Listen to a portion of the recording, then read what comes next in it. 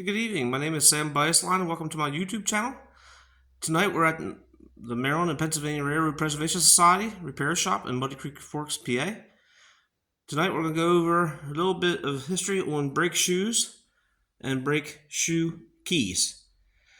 So there's different styles, different kinds, different types of shoes, and some little bit of background history on shoes. We have, starting to my left of these three shoes, we have the cast shoe, we have the composite shoe with the two inserts, and we have the black shoe. These three shoes have one thing in common: they are offset shoes. And the offset shoe, the offset is right here, the offset is here, and the offset is here. And these three shoes are for locomotives.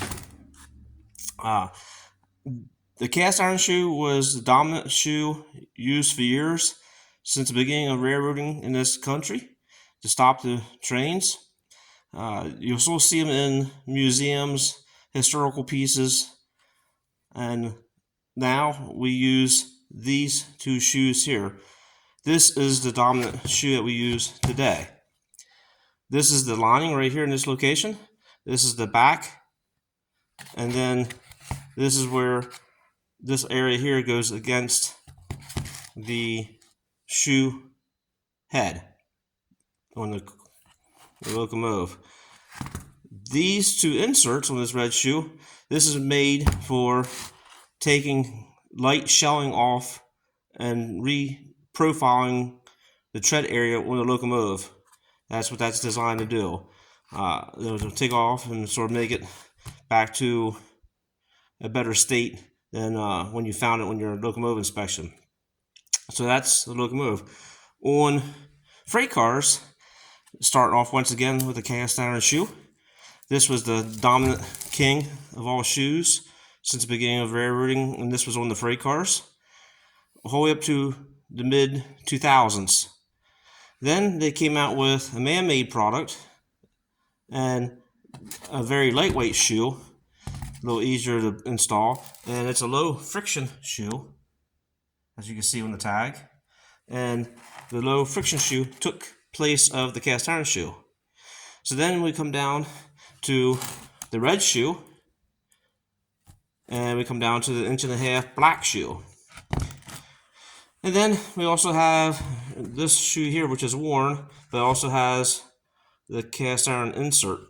And this here is also for if a car repair person finds a wheel that has a little light shelling on, a little hollow spot in the wheel tread, the car repair person will put it on, and that would take care of the problem. And then these two shoes here represent wore out shoes. These had to be taken off the cars because they are down to the wear limit. The wear limit is measured at the thin spot, just at the location up here, and you can see also has heat stress cracks in, and then also a chunk of mist. Now this one here, and then what holds the shoes on the brake head is the shoe key. And as you can see, this is the key, has a slight bend to it.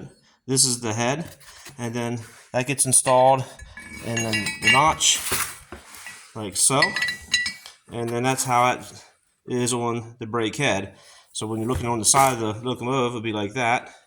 And then with this key here, this key is the modern key. It has the corrugated end, a little bigger head, and then the black shoe we use all the time, it will go in like such, like that, and then that's what you see how it's held on the brake head.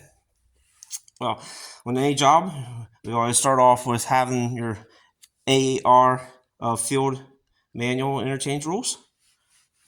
Make sure you have this book at all times.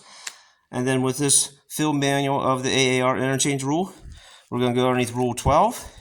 And Rule 12 explains everything in the wear limits, gauging, and the cause of renewal. And as you can see, it has missing, broken, cast iron, as you read that down through. And then also has the brake shoe key: missing, broken, wore out, damage, and renewal. And then the little flow chart here of correct repair of chart of brake shoes. So you sort of read that a little bit.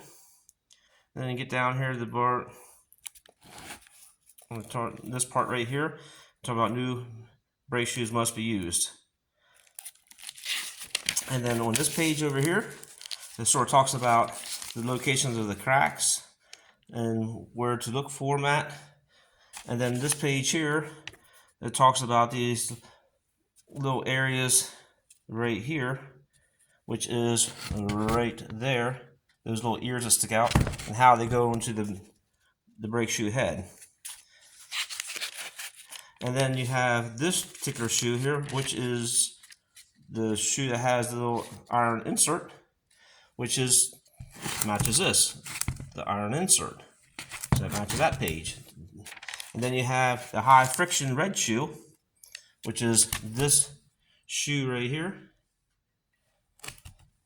And then you get into the billing repair. So all this information is on this page: wore out, broken, missing. And then over here is the job code number, and every one of these shoes has its own job code number.